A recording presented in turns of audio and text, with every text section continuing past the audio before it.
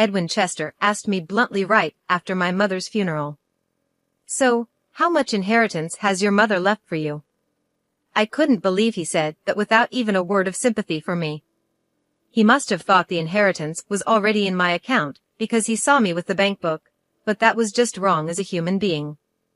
"It's about $4 million, I said. $4 million? That's it?"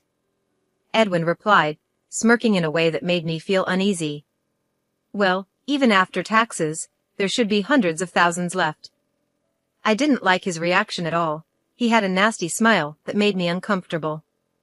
I didn't know what he was planning, but I was sure things wouldn't go his way. The next day, Edwin quickly started his plan, but his shallow thinking was going to cost him everything. He just didn't know it yet. "Hello everyone, my name is Viola Josephine. I got married through an arranged marriage. My husband's name is Edwin, and he works for a company and is the oldest son of the Chester family. However, even though he's called the oldest son, his younger brother Martin left the house after graduating from university and hasn't been in touch since, so Edwin was treated like an only child and was very loved by my parents-in-law. Honestly, I didn't want to marry Edwin, but my mother came from a family that had been running a business for generations. I was in a position where I couldn't go against what my parents decided, so I ended up marrying Edwin. He couldn't refuse the marriage either because his father was in business. We didn't marry out of love. It was a marriage far from happiness. Unfortunately, we couldn't have children since we got married young. It was hard to accept that we couldn't have kids, and I hoped that having a child would improve our situation, but even with hospital visits, it didn't happen. "Hey, barren woman, are the chores done?" At first, my parents-in-law, who used to treat me well as a young lady, started calling me a barren woman after a few years. I mean, you should be able to make it happen if you just do what you're supposed to do. "It's a waste of money going to the hospital," my father-in-law would say mean things to me every day, but Edwin never stood up for me. While I was being scolded by my in-laws, he would either read the newspaper or take a nap, snoring away. Even when I wanted a change and said I wanted to work, he would say, "If you go to work, people will think we're not doing well," and wouldn't let me leave the house. At that time, it was common for women to become homemakers after getting married. However, living with just my mother-in-law was honestly a nightmare every day. No one would help me. I couldn't worry my parents by telling them, and I couldn't run away because our marriage was tied to work. Still, I thought I would be rewarded someday and desperately endured every day. However, no matter how many years passed, the situation never got better. When I turned 43, my father-in-law died in an accident. That incident led to the discovery that his company had been avoiding taxes. The back taxes and fines depleted our assets, our property was seized, and the company went bankrupt. Although we kept the house, we had to let go of our comfortable lifestyle. I thought it would be hard for Edwin, who was then 45, to find a new job, but my parents introduced him to one. Thanks to that, he quickly found work. However, my mother-in-law became like an empty shell and aged rapidly. For a while, she didn't even have the energy to say mean things to me, which was a relief. But then, she had a stroke and needed care. With this, I truly lost any hope of having a child anymore. I was already 43 and somewhat giving up in my heart, but this became the real turning point for letting go. Edwin, as if it were only natural, pushed the care of his mother onto me. On his days off, he would lounge around just like before. "Edwin, I wish you'd help with your mother's care sometimes," I gathered my courage and told him one day. Even if it were just on his days off, or even for one meal, if he could help, it would mean so much to me. But Edwin frowned and said, I'm working, you know. Let me rest on my days off." Edwin just didn't seem to understand. I don't really have what you would call a day off. After Edwin's father's company went bankrupt, my parents started worrying about me. They finally said, "Come back home." But what would happen to his mother if I left? Now, we have a caretaker come once a week, but I can't imagine having the money to hire someone every day for this house. Even though I was treated badly, I couldn't abandon her, It just wasn't in me to do that. Eventually, Edwin started leaving the house early even on his days off. He said he felt uncomfortable if he stayed home and relaxed. I heard through the neighbors that he started saying, "My wife won't even let me relax at home on my days off." He began taking solo trips, and the neighbors knew his mother needed care. Knowing this, yet acting as if he left all the caregiving to me, showed he didn't care about how others saw him. It was sad to see his mother, who loved Edwin, being ignored by him once she got sick. Sometimes, she would say, "It's because you're here that Edwin won't come." But when I replied, "Should I leave then?" she would quickly go quiet. This went on for another 19 years, and the long caregiving period finally ended when my mother-in-law passed away, reuniting with her husband. I was about to turn 59. I had no love left for Edwin, but I had come to terms with many things. Leaving didn't seem possible, and I would probably spend the rest of my days in this house. Edwin was diligent only in his work, and this was noticed even after reaching retirement age. He was asked to keep working as senior staff. This allows me to live the way I do now. We were never a close couple, but I'm thankful for this aspect. Our marriage wasn't good, but Edwin never tried to kick me out. He probably thinks it's too late for that now. He still prefers being out of the house on his days off, so I've come to enjoy my alone time. I've even taken up pottery as a hobby. I've made friends at this age and am spending days that I can finally enjoy for the first time since getting married. But this seems to have annoyed Edwin. "You're out playing while I'm working," he said, and one day, he even burned my bag. I used the bag for my pottery class, and Edwin burned it in the yard. "What are you doing?" "Don't get lost in weird hobbies, just do the housework," he said. My pottery materials in my pouch were still inside the bag. Even pouring water on it was too late, it turned to ashes. I was really furious. I thought it was too late for change, but I still had a long life ahead. The word divorce crossed my mind, but just as I was considering it, another misfortune struck. My parents suddenly passed away. My father died suddenly from an illness, and a month after his funeral, my mother also fell ill and passed away. It all happened so fast, and I was overwhelmed with sorrow. My brother Philip had already taken over my father's company, and with so many people at both my father's and then my mother's funerals, I ended up bedridden for about a week afterward. It must have been mental exhaustion. My friends from the pottery class were kind enough to check on me, but Edwin mocked me, saying, "How long are you going to sleep?" I was tired after Mom's funeral too, but I didn't sleep that much.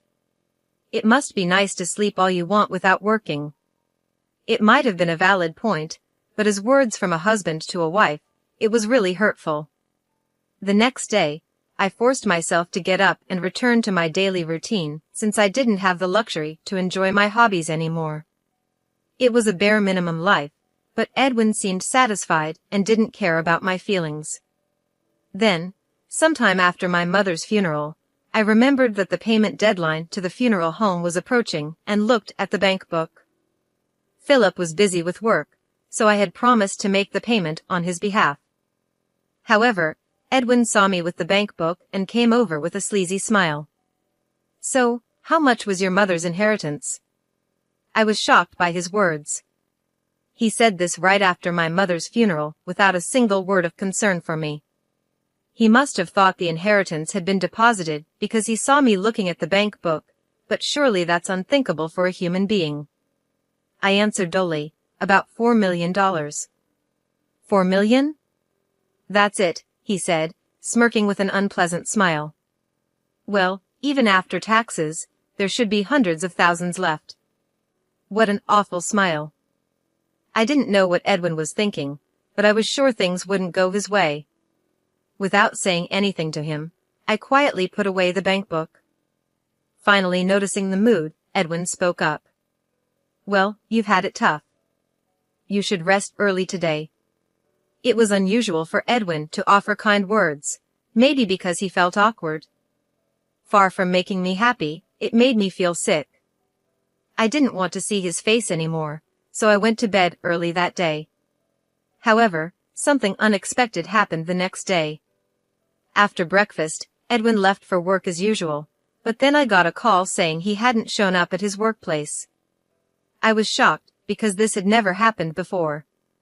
Worried that he might have been in an accident, I hurriedly called Edwin, but I couldn't get through.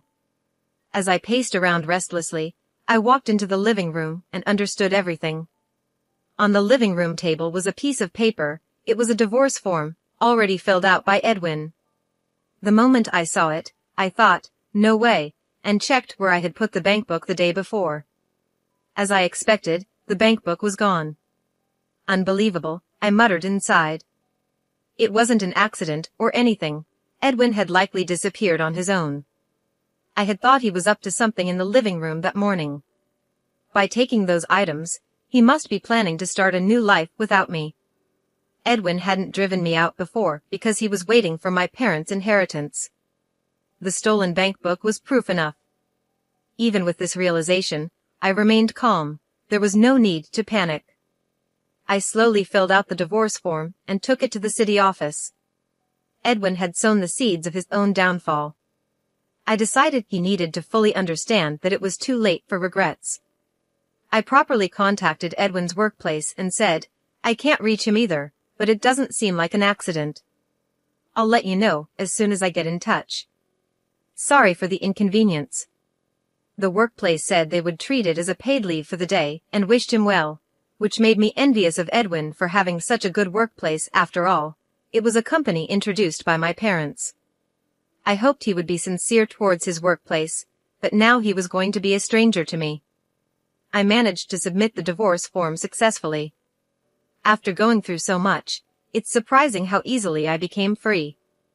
I wondered if my life could have been different if I had divorced earlier. As I was packing up my things, my phone rang. It was Edwin, who hadn't answered my calls before. I knew what he would say, so I ignored it and kept packing. The phone kept ringing again and again. Eventually, even the house phone started ringing. It was probably Edwin, and it was so annoying that I reluctantly decided to answer it. Hello? I said casually. Sure enough, I heard Edwin's panicked voice on the other end. Yes, I called because I was informed you hadn't shown up for work. You should contact your workplace immediately. That's not the issue right now, Edwin interrupted me, shouting. I can't withdraw the money. Hearing his voice, I couldn't help but burst out laughing. So, he finally noticed, huh? I thought. He must not have realized because he stole the bank book in a hurry. My ID, you remember? What? No. Don't you remember it was in the bag for my pottery class? I answered, laughing. Edwin sounded flustered. Then this ID, isn't it expired? I wouldn't know. After your mother passed away, I repeatedly asked you to take care of the paperwork. I went to the bank for the procedure, but they said it couldn't be done because I wasn't the heir, so the bank book was left untouched with just a few dollars remaining. Don't mess around. You have to properly organize things for someone who's not here anymore, right? You said you'd take care of it eventually, so keep it in mind. Don't blame me. Then what am I supposed to do with this bank book? What to do or not to do, unless I go do the paperwork, there's nothing that can be done about it. As I spoke, Edwin kept complaining, but I didn't feel like replying and fell silent. Impatiently, Edwin seemed to have gone back to the bank teller, explaining the situation. I accidentally burned the ID. Can't anything be done, maybe by proxy? Look, I'm on the phone with my wife right now.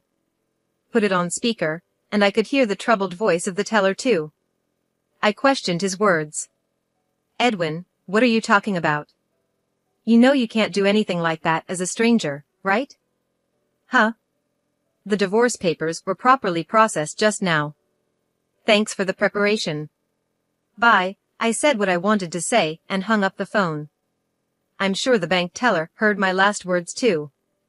By now, Edwin must be either pale with shock or red with anger. Just imagining it made me laugh. I knew I had to leave the house before he returned. With that thought, I quickly packed my things and left the house.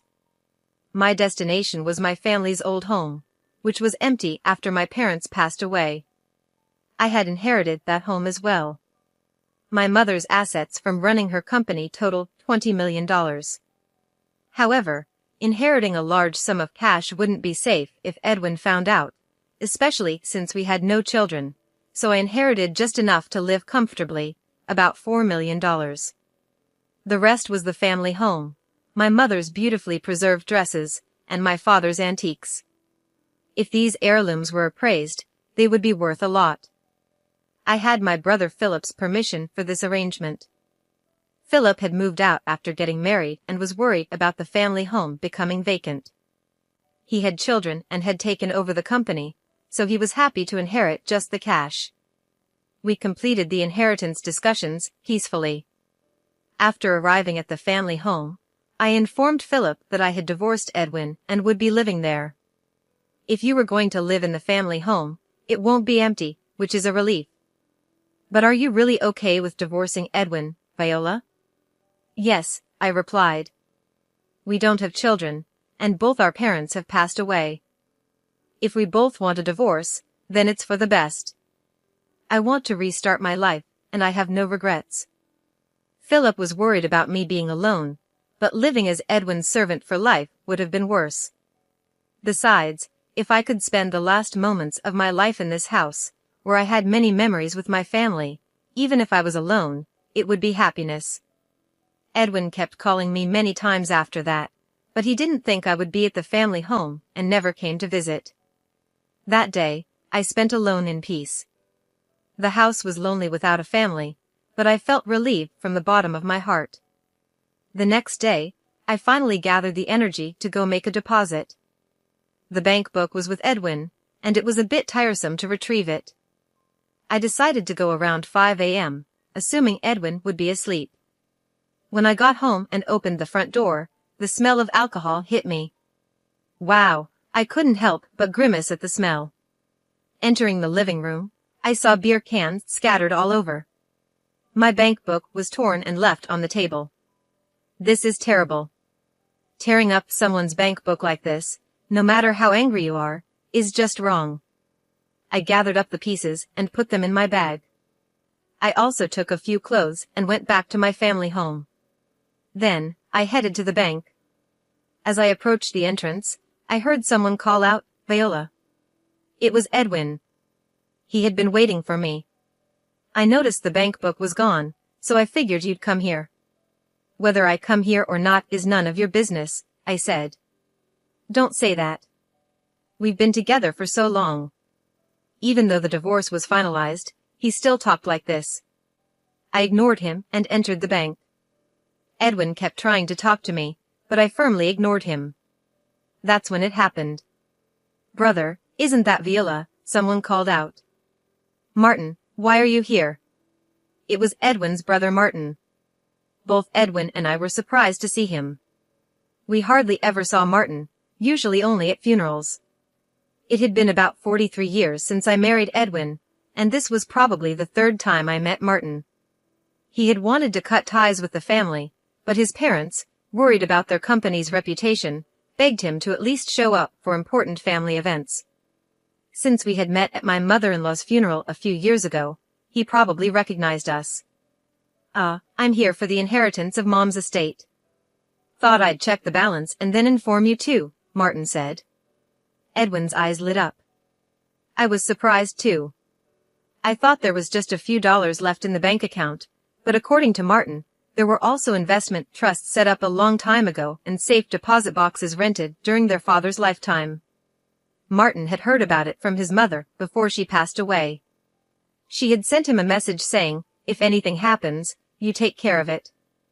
However, due to his busy life, it had taken him this long to act. Martin looked apologetically at me. "And Edwin, there was a letter in the safety deposit box along with some jewelry.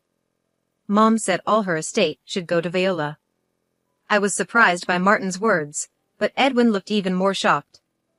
Martin pulled out a letter from the documents he had with him. I recognized the stationery because I had bought it for my mother-in-law. The letter clearly stated that all the jewelry in the safety deposit box and other assets should go to me, her daughter-in-law Viola. I could picture my mother-in-law writing it carefully. I remembered asking her if she needed the letter, but she had coldly replied, "It has nothing to do with you." Maybe she meant to write this letter at that time. I covered my mouth in surprise. "Viola, you've been taking care of everything on your own, right?" Martin said. Despite the mean things my mother-in-law had said, she was sorry and wanted me to handle the estate. She knew that if she told Edwin, he'd probably try to keep it quiet. Next to me, Edwin's face turned red, and he started trembling. Well, I never intended to inherit anything, but as the legal heir, I thought I had to handle it. It's just a matter of changing the name to Viola, so that shouldn't be a problem for you, right, Edwin? Martin said this casually, not knowing about our divorce. Later, I was called to the bank counter. Edwin, without any purpose, just sat in the lobby lacking the energy to follow. That day, I completed the reissuance of the bank book and the transfer for the funeral home. "I'll go ahead, Viola." "I'll contact you again," Martin said, leaving Edwin and me behind in the bank. I safely returned home. Martin contacted me again later, explaining that Edwin had protested, saying such a letter is invalid, but Martin convinced him, saying, "Respect Mom's wishes." However, unable to satisfy Edwin, Martin visited a lawyer for free advice. Although the letter couldn't be recognized as an official will, the lawyer suggested that settling by discussion would be more cost-effective than hiring a lawyer. Edwin agreed to the inheritance of the house.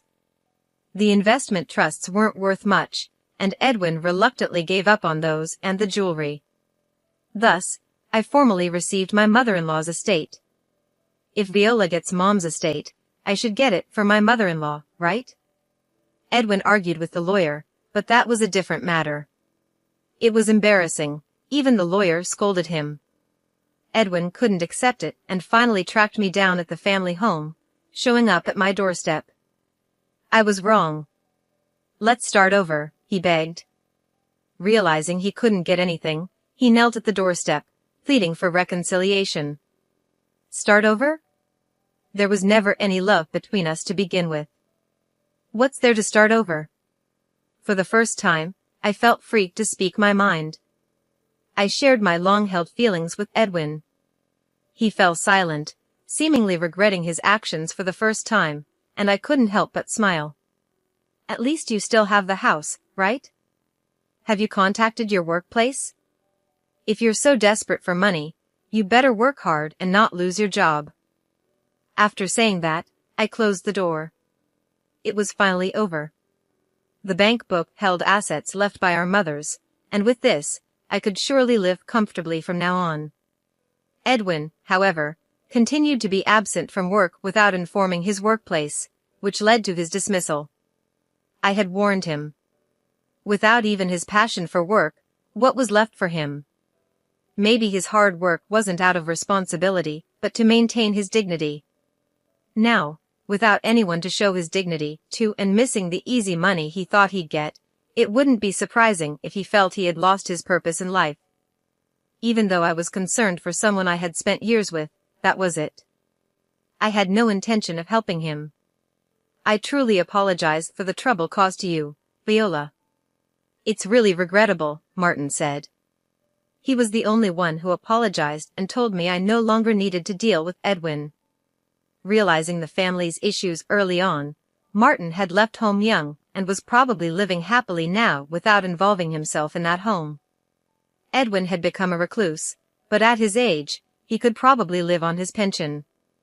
Wanting to start over showed he had some courage at least, but he should try starting over on his own. I began attending pottery classes again, and my friends were delighted with my return. I hadn't realized how enjoyable it could be to spend time just for myself at the pottery class. I even met someone wonderful. Though I had sworn off marriage, being with someone who loves me might also be a form of happiness. Rather than being alone forever, it might be better to embrace new beginnings. It might feel too late, but just like with the divorce, it's never too late as long as you're alive.